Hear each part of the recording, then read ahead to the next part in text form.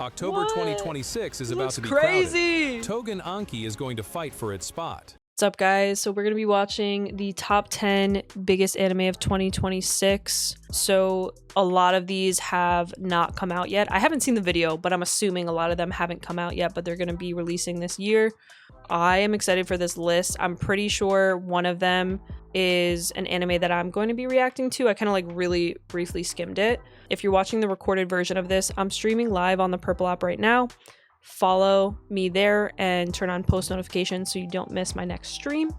And Patreon, as always, is linked in the description below and my bio for uncut early access to all of these reactions. For everyone in the chat, y'all have been with me for like 3.5 hours now on this stream, so thank you so much for chilling with me. It's been a lot of fun. On this stream, I watched a lot of One Piece, so that was exciting. But yeah, let's see what the top 10 biggest anime of 2026 are.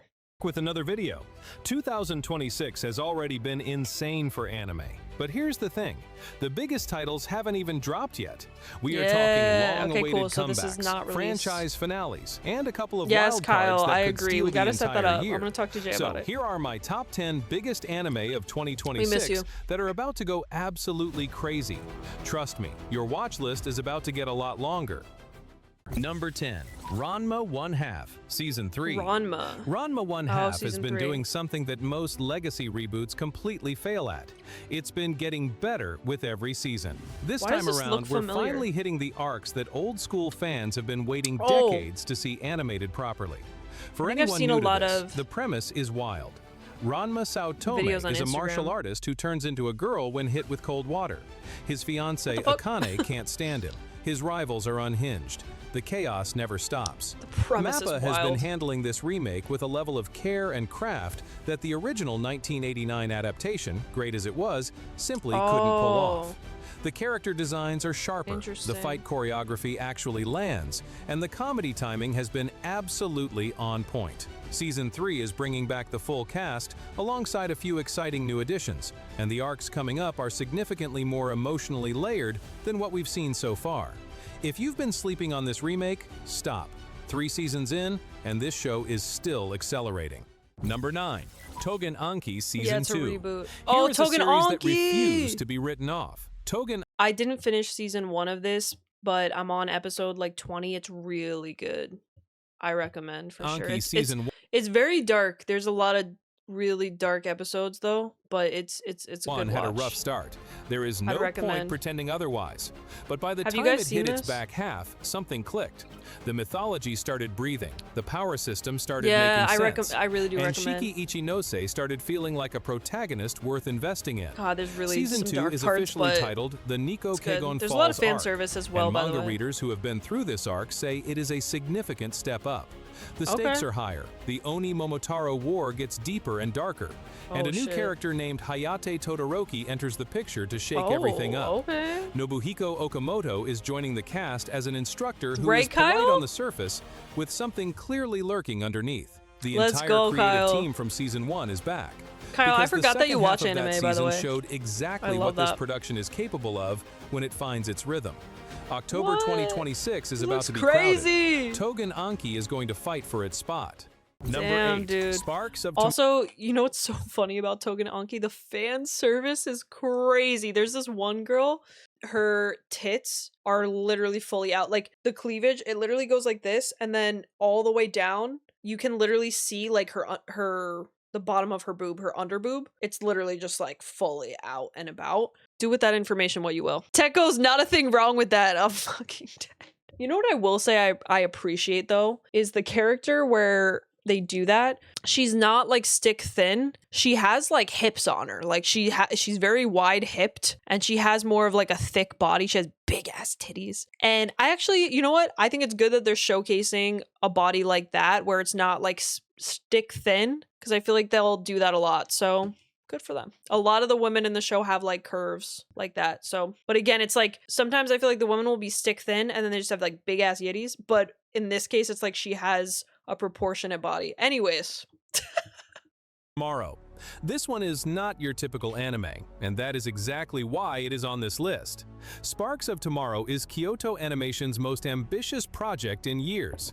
Set in an alternate early 20th century Kyoto where steam technology advanced while electricity never took hold, the city is permanently shrouded in smoke. Into this world steps Kihachi Sakamoto, a young inventor who once dreamed of an age of electricity alongside his older brother, until war took his brother and the dream with him.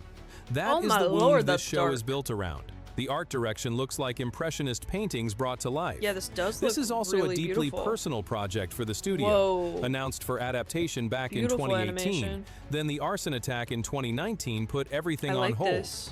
What you are about to watch is not just an anime premiere. It is a studio reclaiming something that was taken from it. Absolutely worth watching. Number 7. I might watch that. If you binged Solo Leveling. This is the one. This is the one. I'm gonna be reacting to this on my channel. This comes out in July, so I will definitely be watching this. Number 7. Tomb Raider King. Yeah, it's like Solo If you Leveling. binged Solo He looks Leveling like and Jinwoo. immediately started looking for the next thing, there is a strong chance someone pointed you here. Yep. Tomb Raider King is the manhwa adaptation that the regression power fantasy crowd has been waiting for. The setup is peak power fantasy done smart. Juhan So is a Tomb Raider in a world where mysterious relics grant supernatural abilities. He gets betrayed, dies, and wakes up 15 years in the past with every piece of knowledge he spent a lifetime acquiring. Oh, that's what makes cool. this different from the standard revenge isekai is how Juhan operates.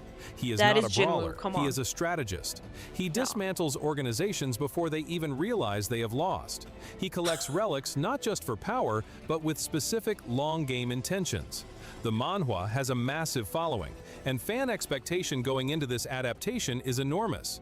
If the pacing holds and the animation captures the cold, calculating energy that makes Juhan such a compelling protagonist, this is going to be a binge-watch event from the moment the first episode drops.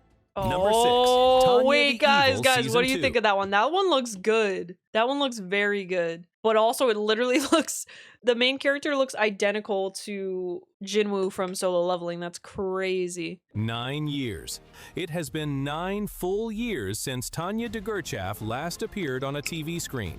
The fandom never stopped asking. Season 2 was announced back in 2021 and then went completely silent for years, which honestly only made the anticipation worse. Then in late 2025, a teaser trailer confirmed 2020. No, but Kyle, hear me out. It's so similar to Solo Leveling that, like, it's what I need because who knows when the next season's being released, and Solo Leveling was so good. I literally have a Solo Leveling PC right here. So it's, like, at least giving me something. 6 as the return date, and the internet collectively lost it. If you somehow do not know this show, a cold, calculating Japanese salaryman gets reincarnated as a small girl with terrifying magical talent in a world modeled on World War I era Europe. She joins the military and becomes one of the Empire's most feared weapons. She looks scary. Not because she wants to serve anyone, but because she is trying to survive a deity with a grudge. The appeal of this show is the combination of things it pulls off simultaneously: aerial mage dogfights, military strategy, dark comedy, and a protagonist you root for even though she is objectively terrifying. Nearly a decade of waiting is a long time. The fan base never left. Season 2 is going to feel like a reunion. Number 5. The Elusive Samurai Season 2. Yusei Matsui built his career on premises that should not work. Assassination Classroom was about students trying to kill their teacher. The Elusive Samurai is about a legitimate heir to the Kamakura shogunate whose entire survival strategy is running away. And somehow, it is one of the most compelling historical action anime in years. Whoa, Season 2 is confirmed for 2026, and it is bringing a new character into the picture, Sasaki Mima, whose teaser visual alone set off a significant amount of speculation in the fan base. Holy the first season spent its time establishing Tokiyuki Hojo's world, his team, and his core dilemma. How does a prince reclaim a throne when his only exceptional skill is escaping? Season 2 is where that question starts building toward a real answer. I don't know if I can relate to a 7-year-old. Cloverworks is back handling animation. The full creative team is returning. Matsui wrote Assassination Classroom for its entire run and never once dropped the ball on its climax. Wrote that? That track record means something. The escape is almost over. Number 4. Mushoku Tensei. I think the visuals on that look insane, but like, why is it that they'll like? I get it with Naruto where we see them grow up and we really vibe with the characters. I get that, but like they literally look 6. And I mean, I doubt, right, that it'll be, I mean, who knows if it would have the amount of, you know, seasons comparable to Naruto, but I just feel like, can I really relate to a character that's like 6, you know? That's my only gripe with that, but it looked really cool. I just wish they were a little older. Wait, Kyle said I got Egress in my PC. Wait, I also have Egress. It's like one of those display things, and I have Beru, but then I switch it to Egress, and it's my favorite thing ever. Tensei Season 3. This is the one that isekai readers have been waiting to see. Mushoku Tensei Season 3. This is the one that isekai readers have been waiting to see animated for years. Mushoku Tensei Season 3 picks up from Volume 14 of the light novel, and this is where the series shifts into a completely different gear. The school arc is over. Rudeus is a husband, a father, and now the story moves into political intrigue, dangerous alliances, and the long-awaited return of Eris Boreas Greyrat, not the hot-headed girl from Season 1, but as a full-fledged Sword King who left everything behind to become worthy of standing beside him again. Light novel readers have been calling the upcoming Turning Point 4 the best writing in the entire series. Studio Bind was created with one purpose: to adapt this story from beginning to end, and their animation has been consistently stunning across both previous seasons. Whatever your opinion of Rudeus as a protagonist, the craft that goes into this adaptation is impossible to dismiss. This season is going to dominate summer 2026 conversations. It is not even a question.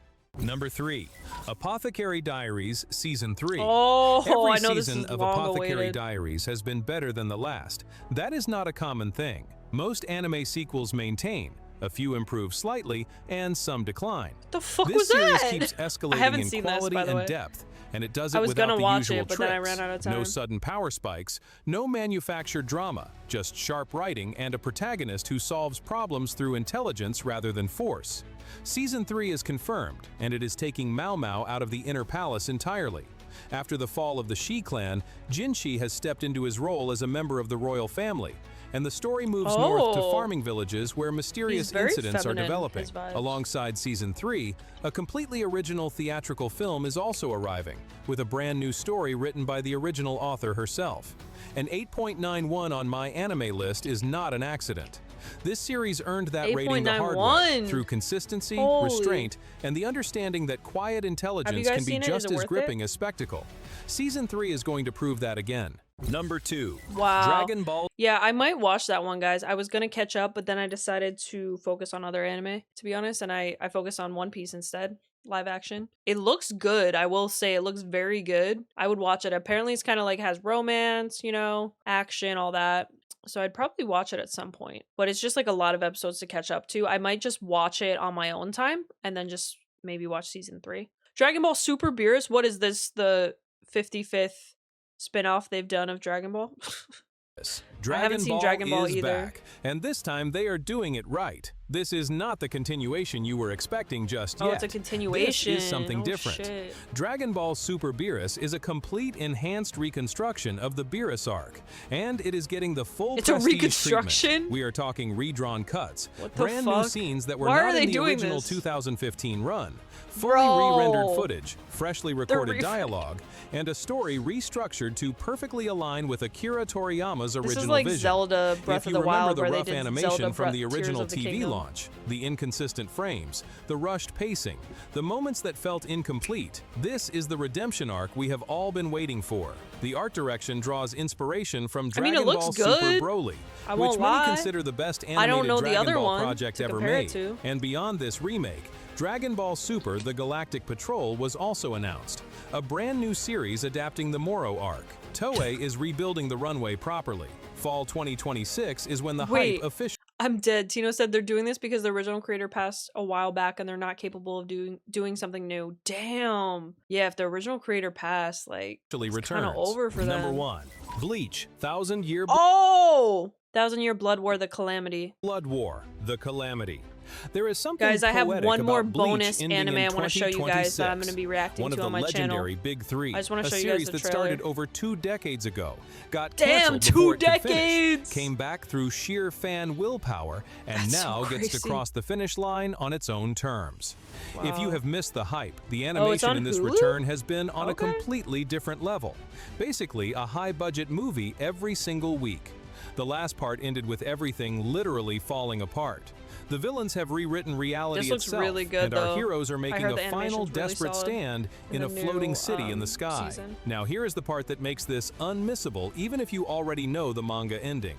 Tite Kubo himself is adding brand new scenes that were never in the manga. Oh, the original okay. ending was rushed. Fans This know looks it. beautiful. Kubo knows it. This is his chance to tell the Wow. version of the story he always meant to tell. When the final episode airs, it will not just be the end of Bleach. It will be the closing of a chapter for an entire generation. Ain't no You way they're cannot gonna miss just this. actually And end that's it. If you found something new to watch, make sure to smash that subscribe button Smash for that more subscribe. Yeah, smash it. That sounded wrong. I want to show you guys one last trailer. Ghost in the Shell. I'm going to be reacting to this on my channel. Kyle said, still haven't seen Bleach right now. I'm watching Fate. Yo, Fate Stay Night is my favorite. It is in my like top 5 favorite animes of all time. I have like 3 posters of Fate Stay Night. I love the Fate series. Fate Zero is super good. So basically, Ghost in the Shell. I have a poster of this as well. There's a movie from back in the, I think it was 90s. And so the Matrix writers, you know, with Keanu Reeves, said that they based the movie off of this anime, and when they pitched it, they said, we're trying to make this anime into a movie. That's like how they pitched it, basically. So like it was heavily based off this anime. So now they're remaking it. I'm really excited, especially because it's a female MC. And to be honest, like if we think about it, we don't see that as often where it's like a lead female character, to be honest. Like I think that's pretty cool, because sometimes they just make the female characters like little bitches like Sakura, and they're just like, or like Hinata, where she's acts so weak, and I'm like, oh my fucking god. All right, so this is Ghost in the Shell, this series. This is coming out July 7th. It says in near future. Oh fuck, that was so fast. Hello? That's what she said. Japan, where the world has become highly information intensive with a vast corporate network covering the planet. Electrons and light pulsing through it. But the nation's state and ethnic groups still survive. では教えよ。こいつは電脳犯罪史上最もユニークと評されたハッカー。人形使いだ。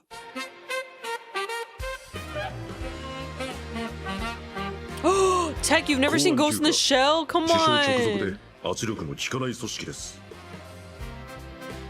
公安休暇の広角機動隊とか名乗ってて。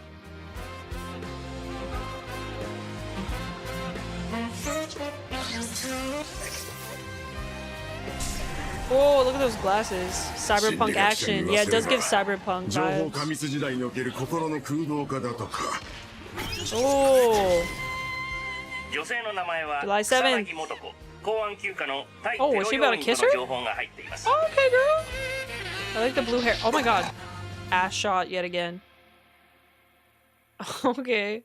The thing that I think is really cool about it is basically the premise, guys.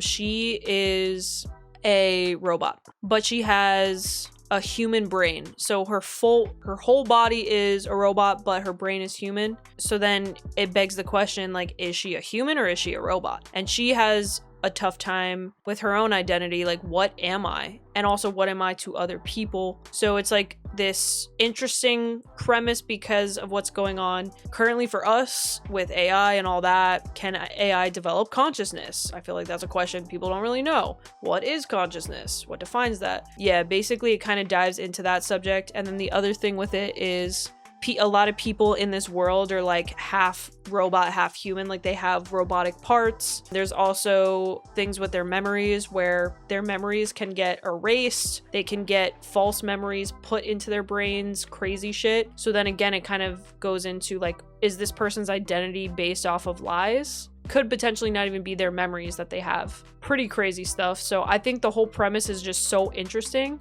I think that it's worth watching. It really makes you think. Oh, Ex Machina. Yeah, it gives those vibes for sure. That was a good movie. That was a crazy movie. But yeah, I would say I'm most excited for Tomb Raider King and this one.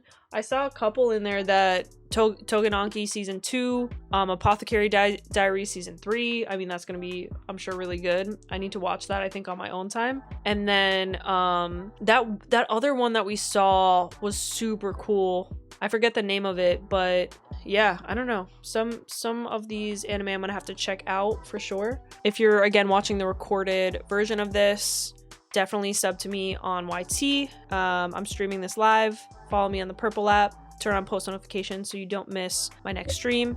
Patreon is linked in the description below for uncut early access or in my bio. And I'll see you guys in the next one. Peace.